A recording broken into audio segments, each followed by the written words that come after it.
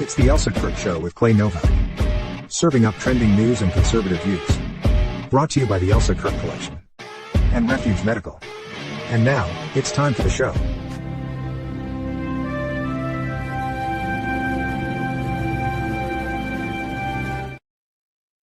Oh, hey, y'all. So we got to talk about this, Clay. Literally just before we hit the start button there, Clay goes, hey, a beard trim. So my husband, so his place of employment does not allow beards. It's just a nope for them, except for No Shave November. So he sneaks in, don't tell his boss, he sneaks in like a week or so, maybe even a little bit longer before November starts, and he starts growing it in. And this is his favorite time of year just for that reason alone, that he gets to grow the beard. And I love the beard. I think it's freaking adorable. So I like beards. They're just rugged. They're good. They're cool. I like it. And but the minute he does, he pulls up the beard brush and the beard oil and like all that. And then he goes for his trims like every, I don't know, whatever he does, like every week and a half, every 10 days or so to neaten it all up and everything. I'm like, the drama. I feel like, I don't know. Do you do all that? Is this a big? I have a beard brush. I have beard wax. I do not use beard oil. But you remember I shaved mine not that long ago. I remember. Look how full it grew in already. I haven't shaved it since. And even I saw my sister over the weekend, and even she said, she was like, your beard is back quick. Yeah. Yeah. Because it's very odd. Like my dad, my son, like most of the men in my family on my dad's side, they can't grow facial hair to save their lives. But I got my mom's Italian. That's where all this comes from. Thanks, mom's side. Yeah, so I'm the one guy who gets to grow a beard, and I love it. I mean, the deal. I'm very much like your husband. 25 plus years in the Army, and then I worked a job that you couldn't have a beard for 3 years after I retired, and as soon as I was able, beard, and I'll never be without it.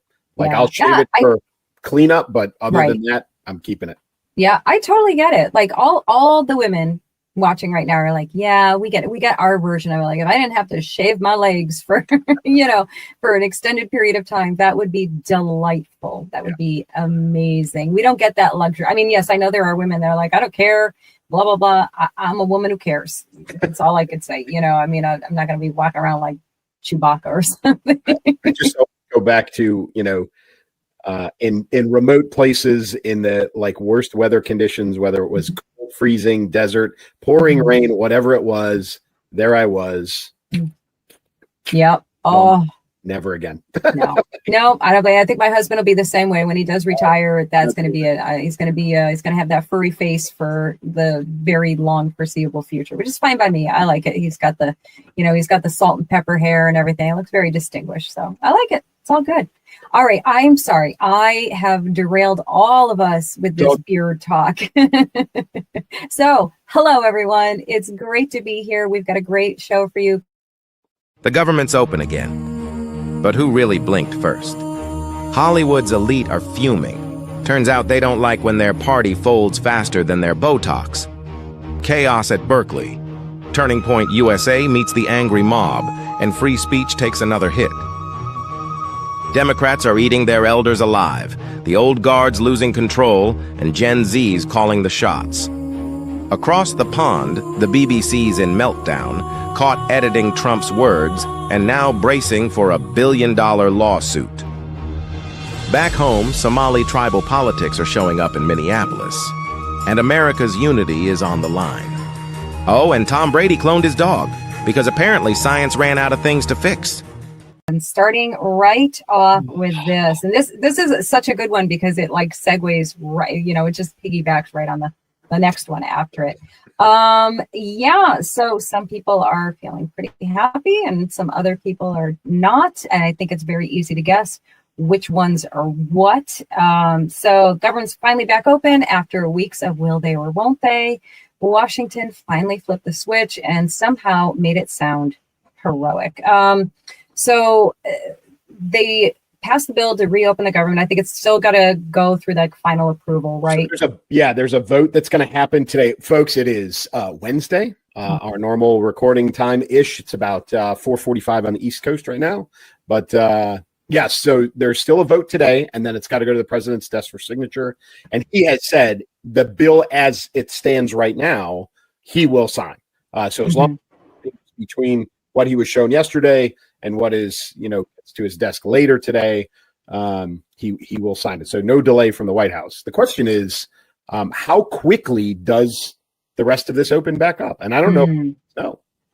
Yeah, I haven't the faintest idea. Obviously, hopefully it's very, very quickly. It was 8 Democrats that. It was 7 plus 1. So it was 7 plus 1. Thank you. Democrats and 1 independent. And I've got Fetterman has been that guy the whole time. So he's been on board with keeping the government open. So you've got 2 from Nevada, Cortez Masto and Rosen, both from Nevada. You've got the independent is King from Maine. Then you've got 2 from New Hampshire, Shaheen and Hassan. And then you've got Kane from Virginia and Dick Durbin from Illinois, who was probably the biggest surprise. However, you've got, Fetterman is, and I think he knows this, he's probably done. The Dems are going to do everything to make sure when it comes time for his reelection that he is not, that he loses. Like, I don't think he's going to get any support from the DNC funding wise. And I know he's trying to do the right thing, but he is probably a lame duck, whether he likes it or not. Maybe not. Who knows? But Durbin and Shaheen are both lame ducks. So they are not, and that's another discussion, another topic for later, but they're in that crowd of folks who are not coming back. 7 plus 1 was the count to get it over the line, to get it to 60. So, I don't think that there's no attempt here at damage control. 7 is, it's not a great number. So they're still, if it were up to them, if they didn't have those 7 that flipped over, this would still be going on. They would still be, stomping their feet and holding their breath and holding Americans hostage, right? There's no question about it. Yeah, exactly. Which now they're, let's face it, they're still jumping up and down and holding their breath like toddlers. It's just, a different tantrum that they're so mad that they gave in. Particularly Schumer, this was supposed to be his big stand, and now it's ruined. He's really like a cartoon villain, isn't he? He's just a cartoon villain, that jerk. It's bad leadership. But here's the thing that I think people are losing sight of. This is actually just an extension. There's no balanced budget in this. There's no budget period in this. Right. This is an extension to the end of January 2026. So that same extension that the GOP was asking for in late September to keep this open so that they could discuss it, come up with a plan, come up with a budget, and then pass a budget that the Dems refuse to support. Right. That's where we're going anyway. So they shut this down for, 43 days now, I think 42 days, for nothing. Absolutely nothing. They gained nothing. They won nothing. They did nothing. And that is, a perfect summarization of their entire existence. Do nothing, say a lot of BS, and do nothing, accomplish nothing. And none of what they did helped one single American whatsoever. And, and of course, that's how they're trying to paint this, like that they were fighting for the American people as you're starving them, as you're denying them, pay. Yeah, it's amazing to me. So like the question you brought up, Schumer, which is, he's at the middle. He is the epicenter of all this. Right. And the question that keeps getting asked, and it's a great strategy question, and even the Ragin' Cajun, who, I do pay attention to, even he brought it up as what was the end state? Like, what the Democrats had no plan going into this. Right. Their only plan was no. And because, the GOP, the Republicans had the advantage. They knew where they sat. They knew that this was, they had a message. They had all of that prepared. And the Democrats walked in with nothing other than, the very, very dishonest, ACA for Americans. When in reality, it's not ACA. It's not Obamacare for Americans. Right. It's, it's Obamacare for illegal aliens is the biggest thing. And so, even he said, he's like, there was no other option. This was going to fail from the beginning, which again rests in Schumer's lap, and there are a lot of people, both inside and outside of politics, calling for his resignation, Mhm. calling for his head. I hate to put it that way, but that's what they're looking at. Yeah, I mean, obviously, pretty much everyone on the right would be saying that no matter what, because he's just garbage, and he's a corpse. He's a walking corpse. He's 100 years old. Enough, just go away. Same with Pelosi, who is finally going to be going away. Supposedly, I'll believe it when I see it. Right? Like she's just a bad penny. She keeps turning up. Yeah, I mean, we're going to talk about that. The exodus that's happening in a little while. But Schumer is truthfully, he's not up for re-election until 2028. Mm-hmm. and has not said anything one way or the other, whether he's staying or going. But the move right now is for him to be caucused out of his job. Mm-hmm. And the name everybody keeps throwing out there is the dumbest, probably the second dumbest person in Congress behind Crockett, and that's AOC. Yeah. Listen, I'm rooting for that. I'm completely right. And here's what you need to do. Let's get ahead of things a little bit. You need to start working on your impression of AOC. That's where this needs to go, right? Yeah. Kamala's done. You need to get AOC down pat. That's what you need. Yeah. And I'm so ready to fully retire Kamala. I mean, she can come out, every once in a blue moon for a quick visit. I just did a video recently. It was just, like one of those how to talk like a politician. And it was just using that, word salad, circular speak. And I didn't even do it in Kamala's voice. And I knew that people were going to be like, do it as Kamala. You should have done it as Kamala, blah, blah, blah. I'm like, I just don't feel like it. I just don't feel like it. I'm not saying I'm never going to do it, but it's time to move on. It's time to move on to AOC. I agree. Stay tuned, guys. It'll happen. But yeah, I mean, that group of folks, that 7+1, they got it. They're getting it over the line today. Yeah. It'll go to the president. He'll sign it. And then, but the question is, and then what? Caroline Leavitt came out today and said basically every piece of governmental data that we rely on for the month of October will never be recovered. Mm-hmm. So unemployment, inflation, jobs, all of those things, the economic numbers that we rely on are never to be recovered. Mm-hmm. They're just not. They're done. It's so crazy. Yeah. It's so crazy. All for nothing. It was, there were power plays going on here, and that's kind of the extent of it. The Dems, Schumer specifically, thought they could pull this off and paint Trump as the villain in this, the doer of all of this happening. Not the case, as we have stated over and over again, not the case at all. And this is what you get for it. This is what you got for it. Absolutely nothing. The scorn now of your own party and the calling for you to be done. Just go away, Chuck. Everybody wants you to be gone now, your own party, because you thought you could pull off something that you couldn't. So, yeah. And like you said, they tried to paint the president as the bad guy, right? And very quickly dispelled in a number of ways. One was like, because you saw it and I saw it for the last 40 days, it's been, they control the House, they control the Senate, they control the White House, they control, and they threw POTUS or SCOTUS in there. They control the Supreme Court. They could end this if they wanted to. And in reality, that's not how it works. It's not how it works. Not how it works. Thrown out. And then the internet did what the internet does. And they pulled out all the old footage of Obama and others talking about, you can't hijack, you can't blackmail a president, you can't do this, it's irresponsible. And they all look like idiots, all of them. And again, it rests on Schumer because he is good, bad, or indifferent. He's the guy in charge. And so, they all look stupid. Even after a great, quote unquote, great election night a week ago, right at a week ago, they still all look dumb. All of them collectively, they all look dumb. So it's like taking a big win, which, as we talked about last week, it's not the win that people want it to be painted as. Yes, I mean, we should have flipped those and everything, of course. But these are deep blue places. They were expected. This was fully expected. Not to say that an attempt shouldn't be made. Obviously it should.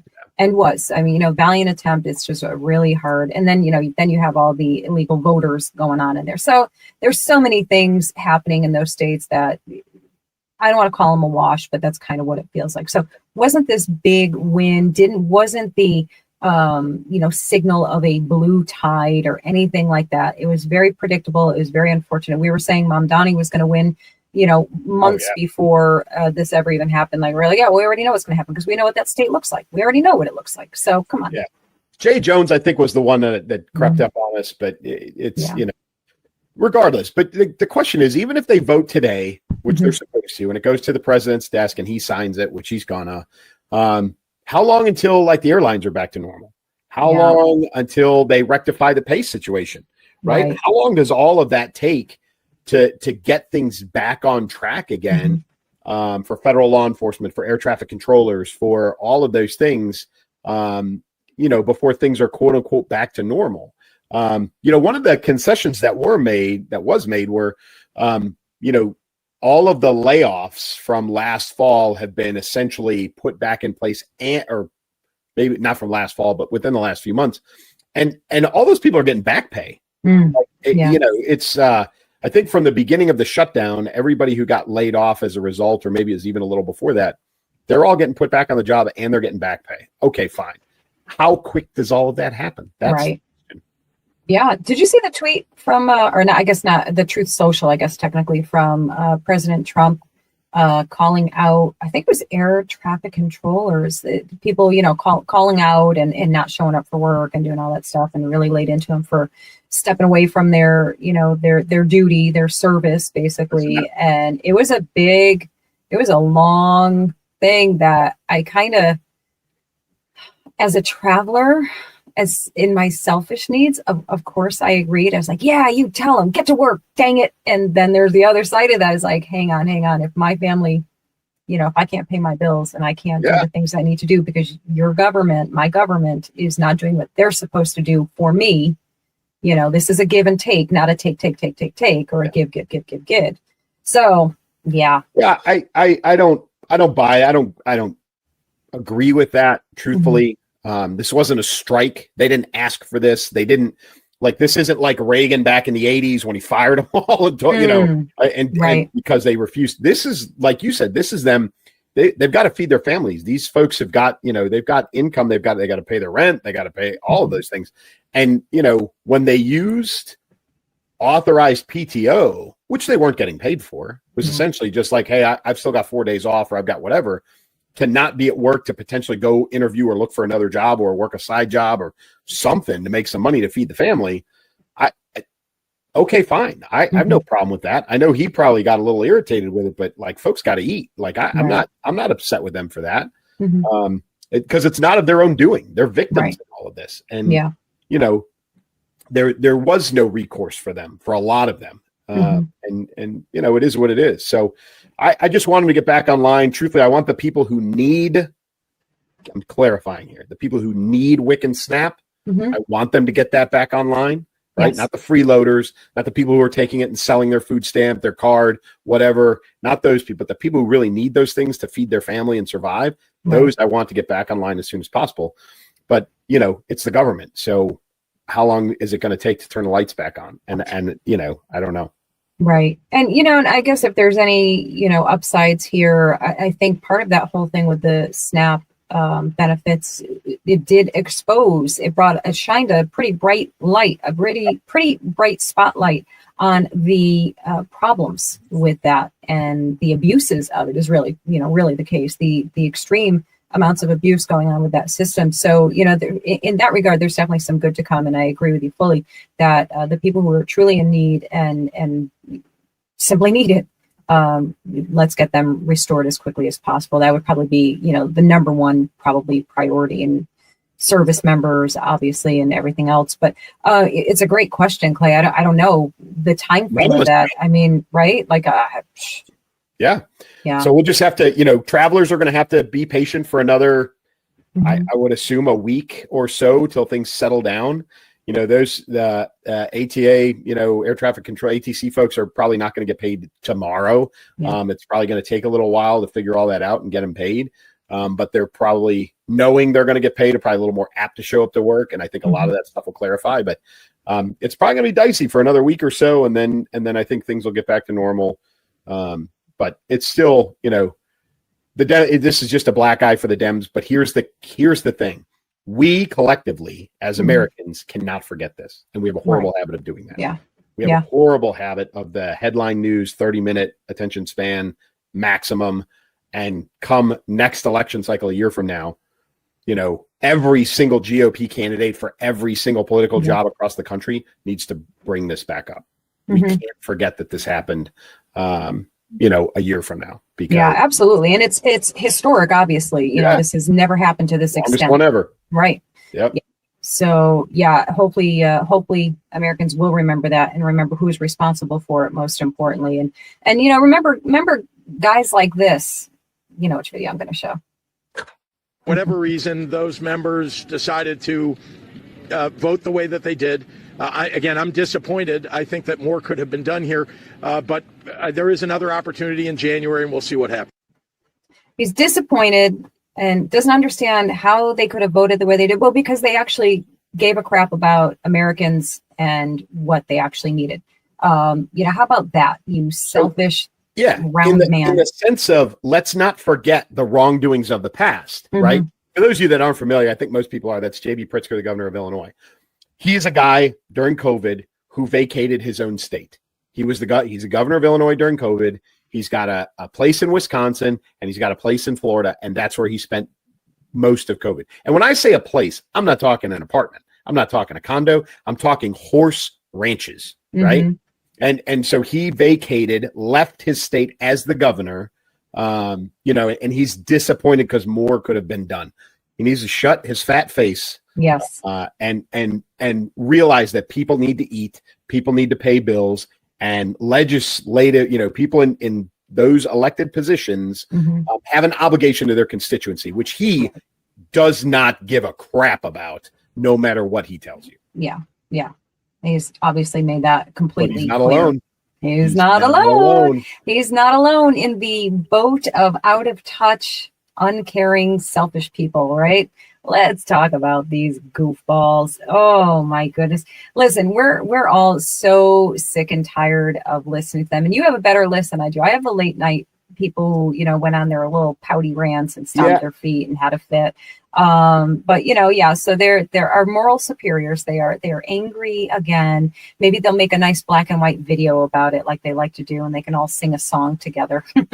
So listen, folks, the list of celebrities, and I use that term very loosely, who are upset because these 7+1, the Democrats caved, that's the word that they keep using, they're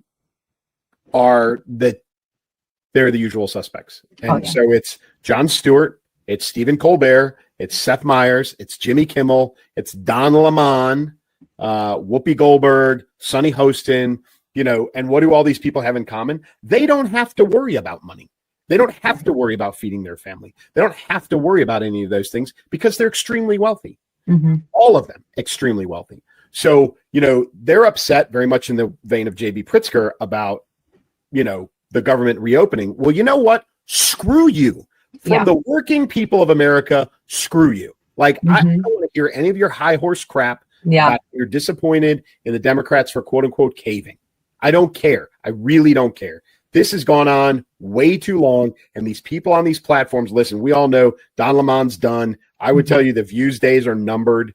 You know, Kimmel is walking a very tight rope. Colbert's on his way out. Like, these folks, you know, their message is really wearing on people, but I've had it. Like, literally, screw you. I'm tired of it. Oh, you know, just the arrogance and the audacity. And I don't know who it was. I don't think she was anybody of any big name. Maybe she was, but one of them, I caught a clip of them talking about her going to her eyebrow technician or something. Did you see that? No, she's when I went to get my eyebrows done, you know, they're having a hard time. And it's like, could you be more out of touch? Oh, more elite and out of touch. Like, you really thought that was a winning, smart thing to say. Like, you know, these people are struggling to put food on their table, and you're pressed about your appointment not being able to. Oh, I can't. It's insane. You mentioned the talk show host people who I know you don't watch them. I don't watch them. Probably most of our audience doesn't watch them either. So all the more reason just to give you the quick, snapshot, so to speak, of what they all had to say about this. So here's that. Democrats' huge victories in Tuesday's election. So naturally, Senate Democrats looked at all of that and said, now is the time to cave. Oh, look, I just got a fundraising email from the Democrats that said, Seth, this is urgent. Can you chip in $5? We promise to do jack with it. So, yes, the shutdown may have been long and painful for millions of Americans, but at least it achieved jack squat. They f***ing caved on the shutdown. Not even a full week removed from the best election night results they've had in years. 7 Democratic senators voted with their Republican counterparts to end the shutdown and reopen the government. And did they get their extended health care subsidies? Democrats wanted the deal to include extending subsidies for the Affordable Care Act. Instead, they got a promise to vote on it at a later date. I cannot f***ing believe it! You had the wind at your back. Election victories all over the country. Democrats, you sold out the entire shutdown not to get what you wanted, but for a promise to not get what you wanted later. Where in the art of war? Hold on. They got a promise from Republicans in the Senate to hold a vote on health care sometime in the future. And if there's one thing we know about Trump and his merry band of sycophants, it's that their word is as good as gold. I mean, it is incredible at his age that Chuck Schumer is still able to bend over so far. Chuck Schumer is basically every parent who tells their kid, no more iPad, that's it. Next thing you know, he's playing Roblox at the dinner table. This was such a big cave by the Democrats. Bruce Wayne offered to buy it. Yeah, I mean, first of all, let me talk about Jon Stewart. The man, he needs to calm down. He needs to calm down. He's like going to have an aneurysm right there. Is he always like that? Is that his? Yeah, he's been the New York angry Jew his entire adult life. Like that. People watch it. That's been his shit for years. Yeah. I genuinely, and I'll tell you this honestly, whether if he was on the right and that's the way he delivered everything that he said, there was no possible way I could sit and watch that. I don't know how anybody does it. And if anybody's able to, God bless you. I don't know how you do it, but awful. But again, that the theme obviously throughout, they must have all compared notes. They caved. Did they cave? How could they cave? Yep. Because American citizens need to live. They need to work and they need to get paychecks, and we need to live, and we need to not be held ransom by elitist Democrats who want to, stomp their feet and make some political power play for their own benefit and not for ours, because we know that's a big crock. Oh, they're awful humans. Yeah, but again, it goes back to the fact, what they kept going back to at the end was the ACA thing, right? Mm-hmm. And the fact Republicans are like, we'll vote on it later. And okay, they know what the outcome is going to be. That's great. But it goes back to the fact that they didn't have a plan going in. They knew this was a loss. They knew America as a whole, right? Even their own constituents don't want to pay for ACA for illegal immigrants. They don't. We're tired of it, right? Even Democrats don't want to pay for that stuff. They're tired of it too. So, they didn't have a good position going in, and they didn't have another course of action except to, this never should happen in the first place. But once they started it, this was the only outcome, only. So they can be as pissed off as they want as they sit in their mansions, in Beverly Hills, or they sit in their penthouses in New York and all these other places. But the rest of America, the rest of us got to eat. The rest of us got to work. People have got to do those things. That's how this place survives. It doesn't survive on, entertainers running their mouth. That's not how America works. They think it does. They think that life is centered around them, but they really do. They really fully believe it. They could all go off the air tomorrow, and you know what it does to America? Zero. Not a damn thing. Nothing. No one will miss them. We've got TikTok people. We don't need you. It's the level of arrogance, and Kimmel's the worst. He's talking about Trump and his sycophants. Pot. Yeah, like the guy who's surrounded by yes men. Literally, his entire staff is filled with yes men. Shut up. We're tired of your mouth. The rest of us have got to work, and we got to eat. The thing when I actually pause for a moment to give them an actual thought, the thing that I always question is, do they believe what they're saying? Like, that's what I would, if I could get them alone and go, okay, but really, Yep. is this just about the money you're getting and you'll just say whatever they tell you to say? Or you really believe such absolute drivel and nonsense? You think they believe it wholeheartedly? Yeah. Because they live in that echo chamber, right? And they're only surrounded by people like them. Mm-hmm. They're only surrounded by wealthy people who have no monetary worries of any kind, right? Yeah. And so they live in that. That's why there's the high density. Truthfully, that's why there's the high density of trans kids in Hollywood. It's the same thing, right? They've all talked themselves into what right looks like, and they don't get any outside influence. There's no other discussion, and so that's what they truly believe. I honestly, I truly believe that is who they are. And you could. If you took their money away and they were forced to actually earn a living, their views would probably change. But unless you change that, that's who those people are, period. Yeah. Yeah. It seems like all of them that live in that, Hollywood bubble, whether it's New York or Hollywood, it's conceptually, I mean, the same thing. But in that celebrity, we'll call it the celebrity bubble, they all seem to, do that loxy. Heard all of them. They're basically, shared notes to have the same talking points. It's those ones. And then you see the ones that have kind of pulled themselves away from and looked around and said, this place is crazy. This mentality is not right. And I'm going to go out somewhere in the Midwest and, buy a farm or a ranch or something and just have some land and get out of this. Those are the ones you see saying some pretty sensible. You're Matthew McConaughey's of the world. And, I think he might be somewhere in the middle, potentially. I'm not even positive, to tell you the truth, but I've heard him say some very intelligent things. Yeah. I've also heard him say some goofy things too, but that's besides, whatever. Your Gary Sinise's of the world, your Adam Carolla's of the world, right? That's actually the example I was going to bring up. If you go back to the Man Show, right? You had Carolla and Kimmel sitting next to each other, back when they were nobodies. Yeah. Really. Right. And that was their first break. Both of them was the Man Show. Now, Carolla went in a direction where he truthfully didn't get a lot of recognition and notoriety after that show ended. Kimmel, however, jumped and went into that, and he got full-fledged into Hollywood. Right. And as soon as he did that, and then he got the Tonight Show gig and everything else, you can see him drifting further and further left because he got isolated, where Carolla was the opposite, right? And he kind of held true to who he is.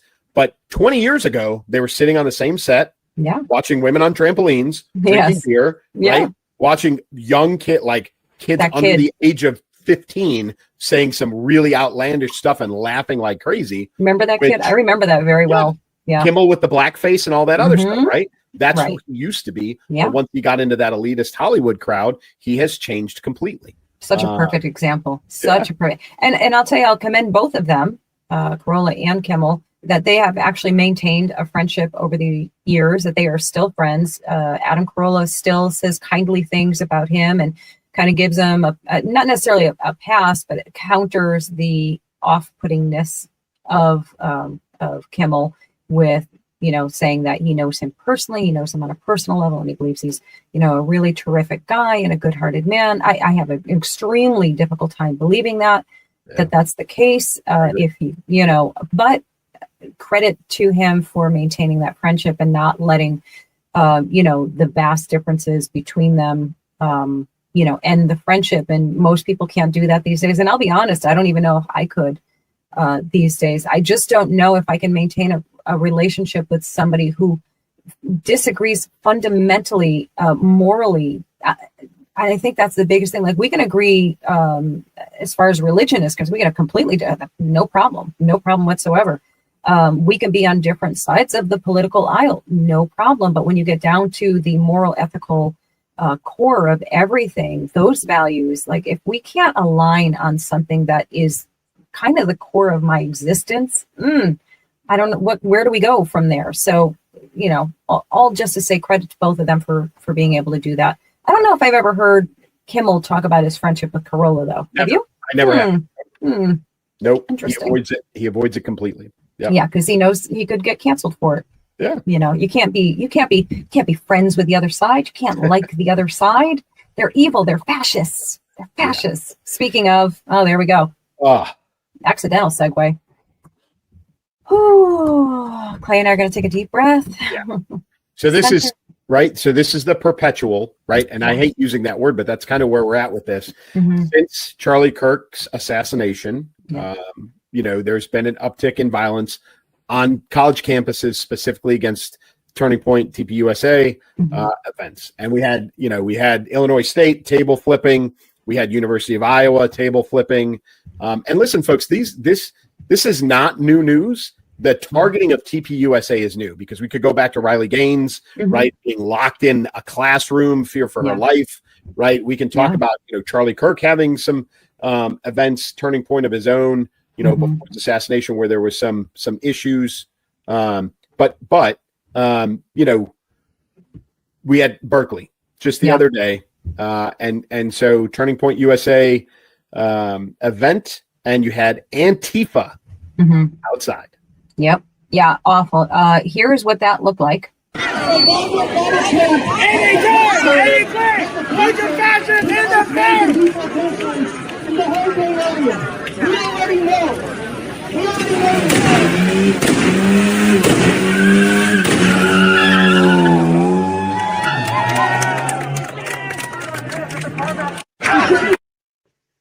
I mean, just despicable, and grotesque. And we're going to talk about it in a second, but let me, to calm everyone's blood pressure from watching, and there's many more videos like it from all of this, but let's calm our blood pressure just for a moment and take a look at this.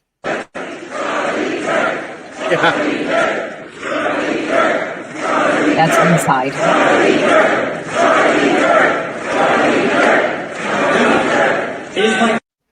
Oh my gosh, I'm such a loser. I'm already I'm tearing up at that. But that's perfect though. Well done to you. Yeah. Because thank you. The inside versus the outside, right? Yeah. So you've got totally different vibe, right? The 900, because these are the numbers, the 900 TPUSA folks on the inside. And then you've got about 150 Antifa or associated people on the outside. Right. And what ended up happening was 4 arrests. 2 of them could questionably related. They actually got in a fight with each other and both got arrested. But then there were 2 people that were specifically from Antifa that got arrested. I think only 1 person potentially got hurt. But just general stupidity, right? It's the irony of it, Clay, right? You have these people screaming no fascists or whatever their little chant was in order to silence an opposing view. Like it never fails. They never fail to fail. They are consistently failing. And I caught this video. I got one more video for that. I caught this little short video of this young woman, and if she isn't the embodiment of the stupidity, the ignorance, and the I can't even hear it. Here it is. Take a listen. Here, and they are like a fascist organization, and nobody here agrees with what they are saying. And obviously Charlie Kirk has been a big issue with like a lot of college campuses and people on college campuses, so we just think obviously I didn't really follow him a lot, but knowing what he did and knowing the things that he was saying, it's just like vile and disgusting. So we don't want to support his organization, and I don't think that the Berkeley chancellor should have let them come here. There you go. I don't know. Go ahead. So I don't like you. I don't really know anything about you. I have heard what you stand for, and I don't support that. So therefore, you shouldn't be allowed here at all. And clearly you must be a fascist because other people said so. Yes. I mean, this is what we're dealing with. This is what we're dealing with. And every single argument that they have falls apart like a house of cards just by, you just have to do a little to just blow on it, just on the house of cards all falls down because they have nothing of any intellect or resonance to say, nothing to back up these statements. And that, that's the part that enrages and exhausts all of us because and again, to kind of lower everybody's blood pressure, that car was backfiring. Those were not gunshots, which truthfully was a concern. The people who were standing in the lobby from TPUSA heard that, there was a concern for a few seconds that they were gunshots. But you had those idiots in the car. You've got some classic cultural appropriation with the headscarves, right? Which is always great because the people who always chastise you for cultural appropriation are the ones who are appropriating culture, quote unquote. Yeah. So you've got that. You've got the screaming, like you said, about fascism and all that other stuff. There's a simple solution for this. I hate to say this. The simplest solution is there's 900 inside and there's 150 outside. So all we have to do is block the street off, both ends, and open the doors. and let it solve itself. Let it go. and I think I hate to say this because I'm not necessarily advocating for violence, but as I have said, from being in many parts of the world and many cultures, there are people who only understand violence, period. Yeah. And sometimes you have to teach them in the language that they understand. Yes. And that's unfortunately what is going to have to happen. I think at some point to do this, there's going to have to be some sort of response, a counter protest of some sort, to let these people know that there is repercussions for your actions. Right. And sometimes it hurts. Being stupid hurts. And that's how you stop being stupid. Right. Yes. And so this is just another example of, the continued uninformed hatred against Charlie Kirk and TPUSA by, people like Lily from Berkeley. Lily. Lily. Yeah. It's shameful. Yeah. It's, you get so tired of being angry too. Like I look at this girl, this Lily, and I think you are somebody's daughter. You are somebody's dumb, brainwashed daughter. And I get a little bit mad at the parents because we always blame the parents. And as a parent, I know that is a fact that we always get blamed for everything. So I kind of half mean this and I half don't. But it's like, these look like the products of gentle parenting. So can we not, right? Like, can we not 100%. teach your kid? You want to do your kid a service? Teach your kid that their opinion and their feelings are not the most important thing in the world. Being a good, caring, productive, useful to society and to others person is more valuable than your personal feelings. They just are.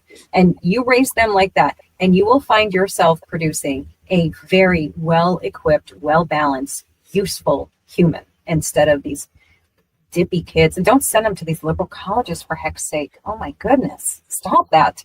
The best news, truthfully, is that this crowd is the crowd that, one, believes in abortion, and two, same-sex marriages. So the reproduction value of this crowd goes down with every generation.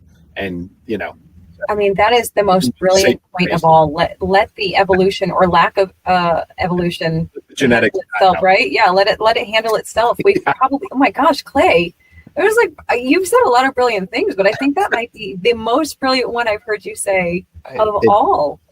And oh, by the way, damn the patriarchy. So they really don't want that going on. Yes, so, hate patriarchy. I love that. It's all downhill. It's all downhill for them. All downhill. Everybody just sit back, relax, laugh about it, shake your head, and maybe throw a flying elbow once in a while. But no, I'm not advocating violence. Yes, I am. Yes, I am. And I'm not saying start it. I'm saying finish it if you have to. Right? Never hit first. Never hit first. Always hit back. Yes. Yeah. Oh, there's going to be so many people in the comments mad about that. I don't care. Fine. They're going to tell you you're unchristian-like, but that's okay. That's so unchristian of you. No, you're a bad Old Christian, Testament. Elsa. Old Testament. It's cool. I like that. Yes. Yeah. I like the one. You ever hear the one? I know it's cliche, but they're like, I'm from the kingdom. Yes, but I'm from the south side of the kingdom. So yeah. Oh, who else is dying out? Truthfully, yeah. We have got a generational shift happening in politics in general, but specifically in Congress. I went through, as I threw this at Elsa, even I didn't understand, and I knew this was a topic, but even I didn't understand how severe this is in the next election cycle, the changeover that's happening in Congress.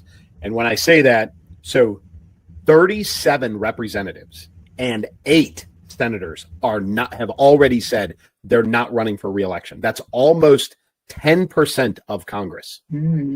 This has not happened in decades. Like it's been a long time since we've seen this much turnover, voluntary turnover. Now, a normal election cycle, you're going to get some older folks who lose. You're going to get whatever. Even obviously, you've got some folks who even die in office. But right now, we've got 37 plus 8. We've got 45 that are volunteering to not return to Congress.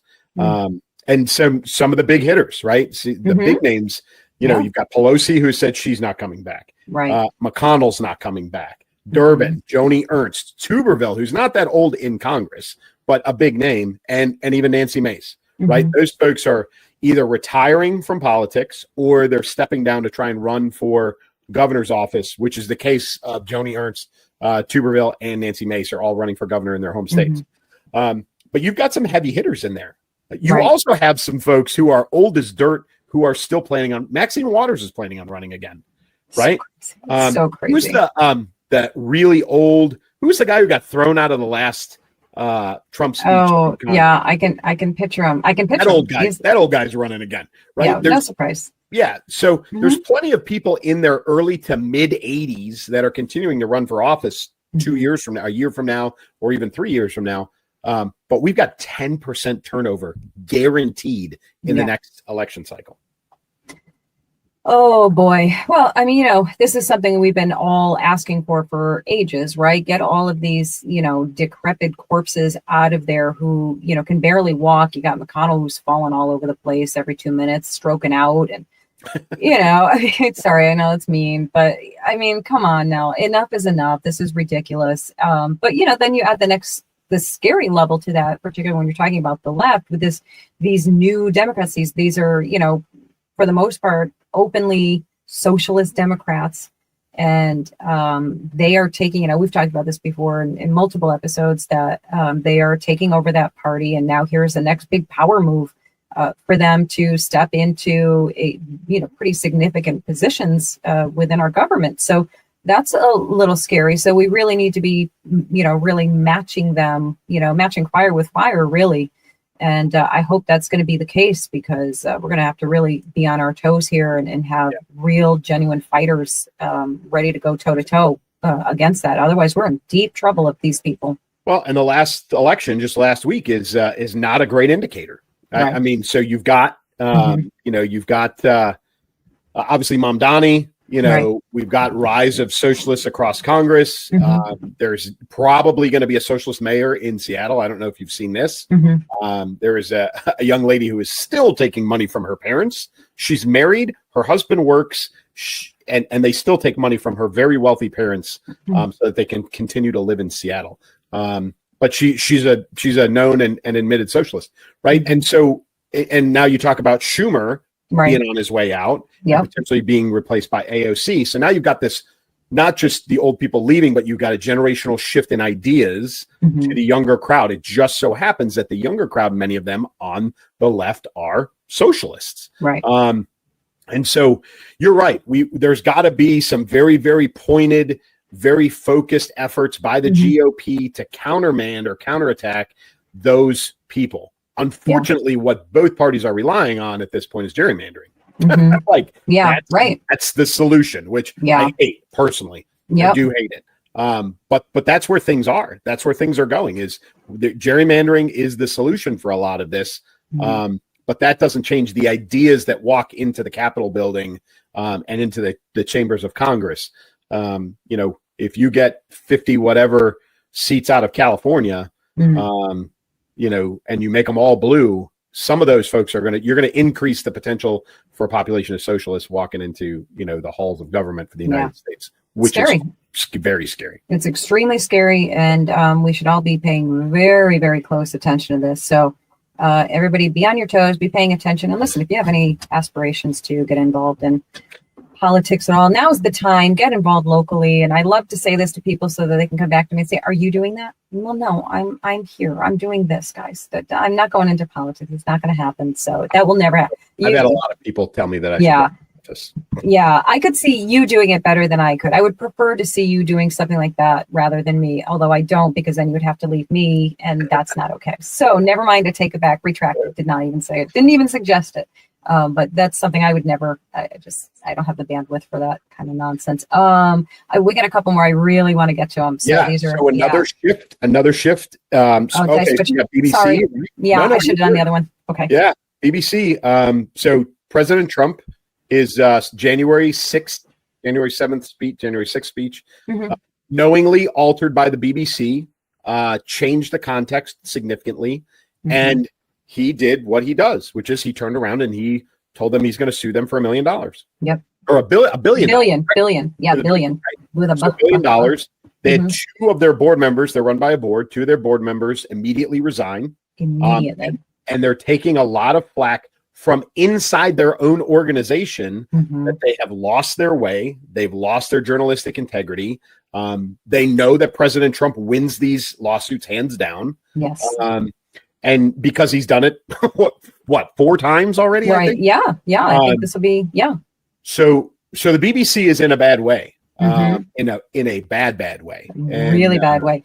And let me tell you guys, if you haven't seen it, it's not just a little bit of editing. Yeah. It is so bad. Like, here it is. This is it. To the Capitol, and I'll be there with you. And we fight. We fight like hell. We're going to walk down to the Capitol, and we're going to cheer on our brave senators and congressmen and women. We're going to walk down to the Capitol, and I'll be there with you, and we fight. So, yeah. Say what now? Yeah, he should not back down from that. He should sue them for $1 billion, bankrupt them, and start from scratch. That that is so bad. I mean, what happens here in our media? Same, close, same bad. A little different. Like, I don't even think ours did it to that degree, right? Did we? I mean, maybe there were ones that cut it. There's a lot of selective editing. Yeah. They tend to, they go right up to the line generally. And CBS is the one that comes to mind with that. Yeah. But they edited not necessarily President Trump, but they did do some of that. They edited your girl Mamala in favor of her, right?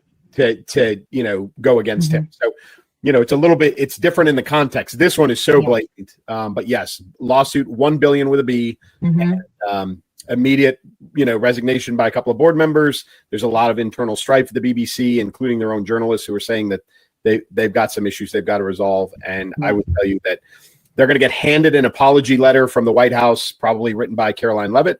They're going to read it. Yep. And there's some other people that are probably going to get fired, and then he will drop the lawsuit, and they'll be on their best behavior until they get caught again. Yeah, absolutely. And this is what has to be done. And this is what needs to be done. Every single thing, every single one of them. You're gonna do that.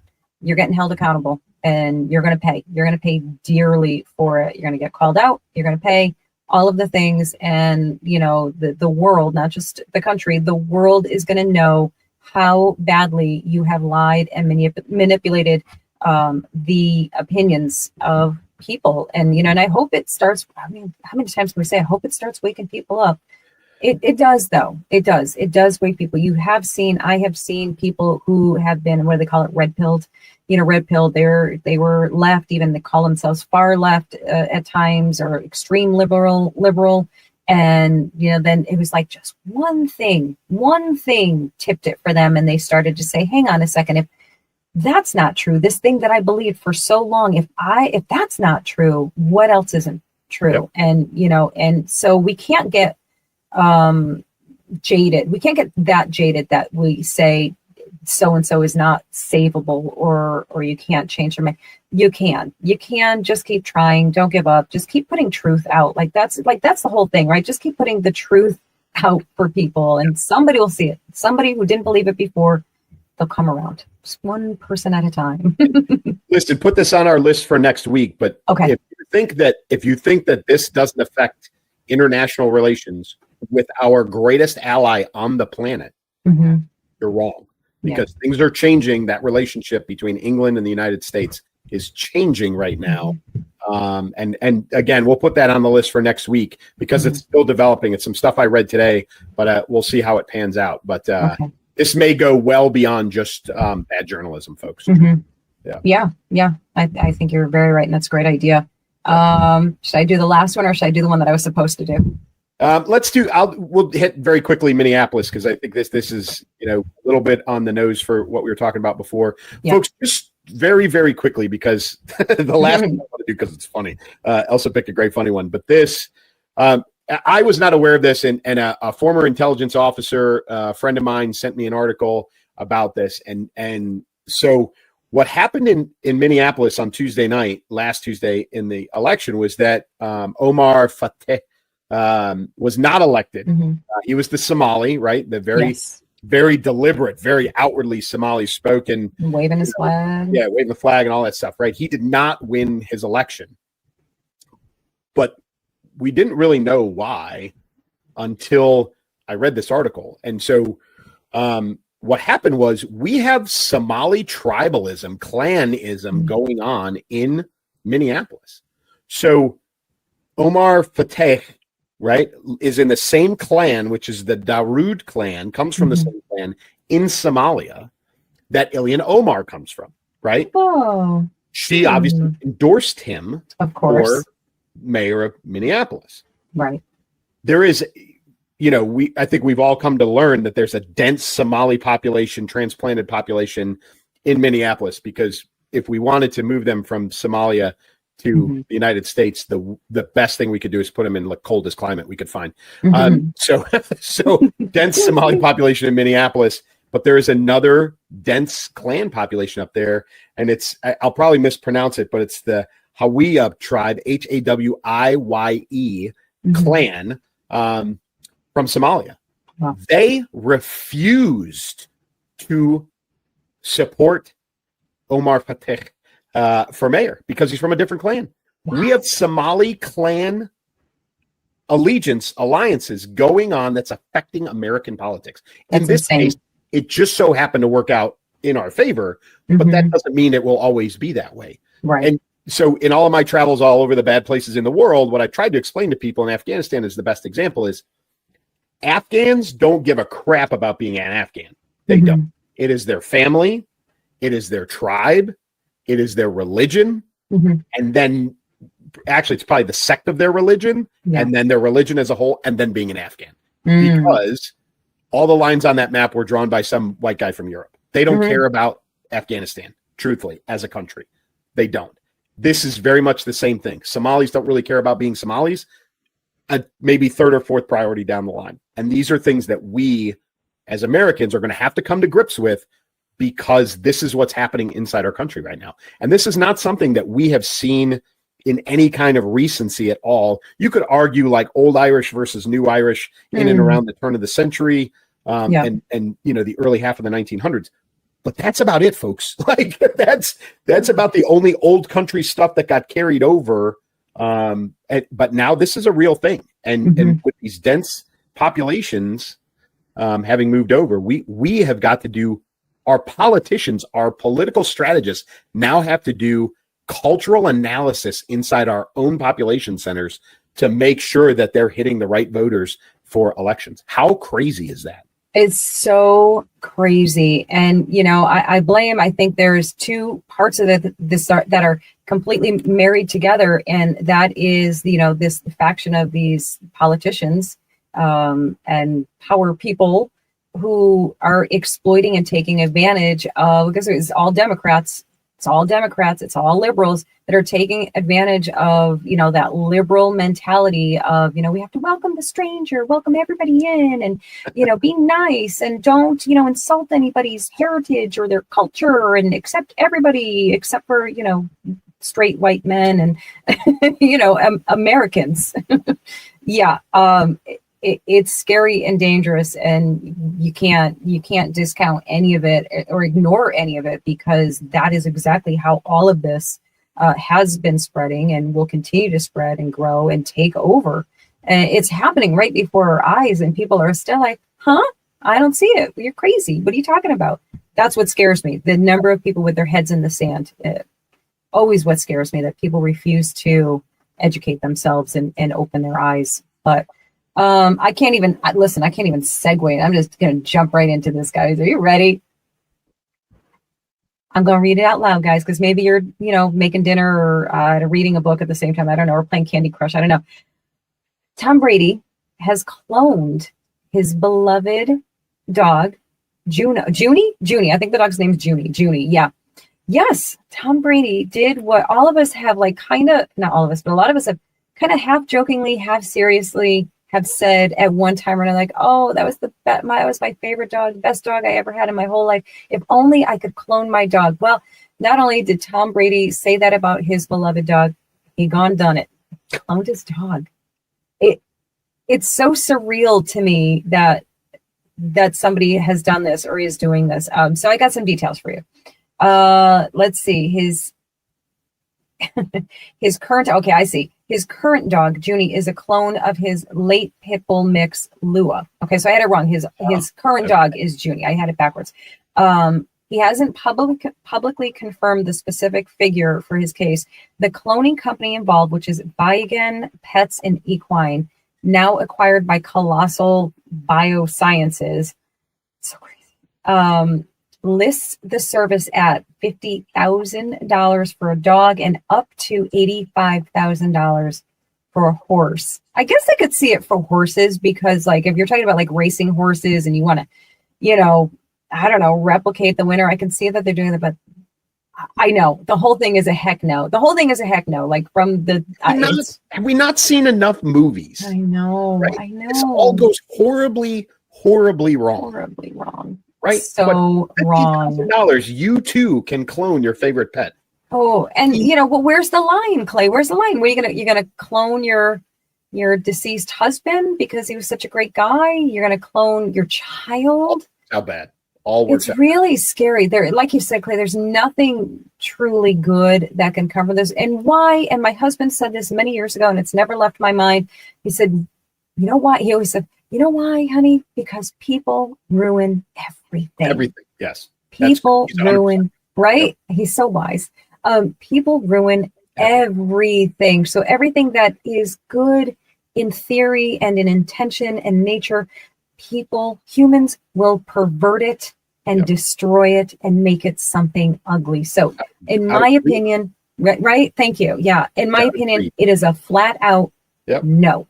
Yep. Don't do it. Don't allow it. Don't go down that road. It's not a good road. It will only lead to bad things. And, on a very superficial level, I'm so happy for Tom that he, in his mind, got his dog back in some way. But it's honestly, it's creepy. It's weird. It points down a path of bad, dangerous things that we're probably well on already. I mean, what was the first thing? A goat? A sheep?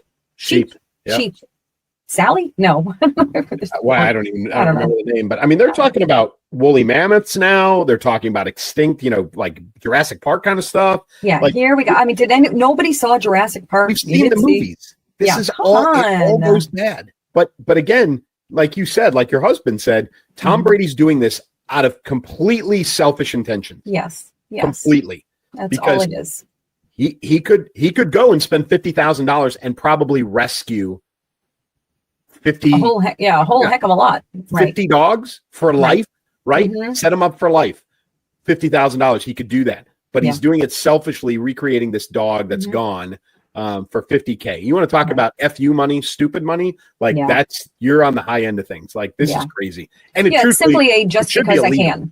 It should be illegal. It should be. This is not something to play around with on a whim because you're, filthy rich and bored and don't feel like, pay somebody to train the dog that you have. Like, pay a trainer. Like, you can pay for that. You can pay for a whole bunch of them. You can train all of the dogs in your entire neighborhood if you were so inclined. And again, fan of capitalism. I'm 100% saying your money, do as you choose with it, as long as it's within the legal bounds of everything and blah, blah, blah. But on the ethical morality side, all of the things, it is a bad path. Yeah. Nope. Yep. I agree. And again, I'll say it again. I get it. If I, theoretically, if I could clone my German Shepherd Max, who was such a great dog, I love that dog so much. Yeah, I would love to. But if somebody said, okay, let's do it, I would say, no, I'm good. He was a one of a kind, and that's okay.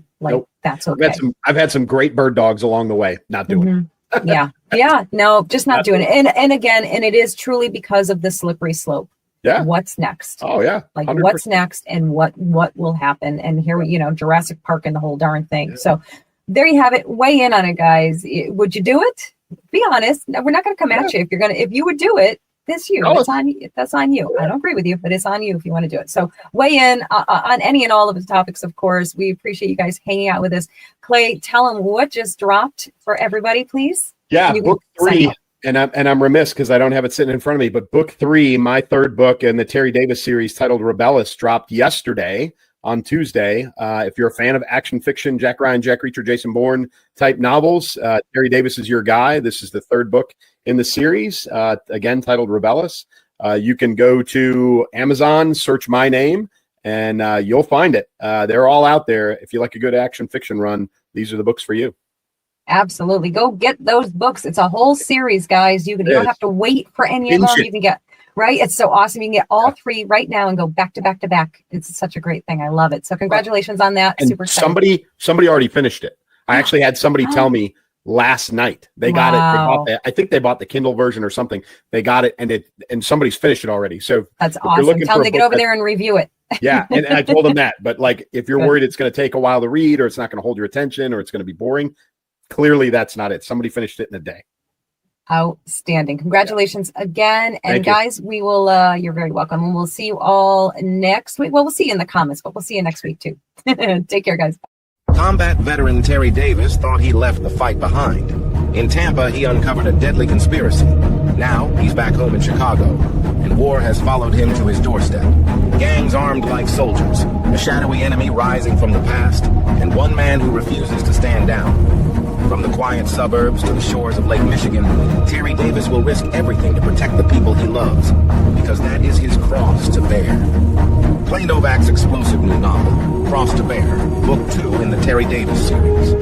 She's the voice behind the viral comedy, bold commentary, and truth-packed interviews that cut through the chaos.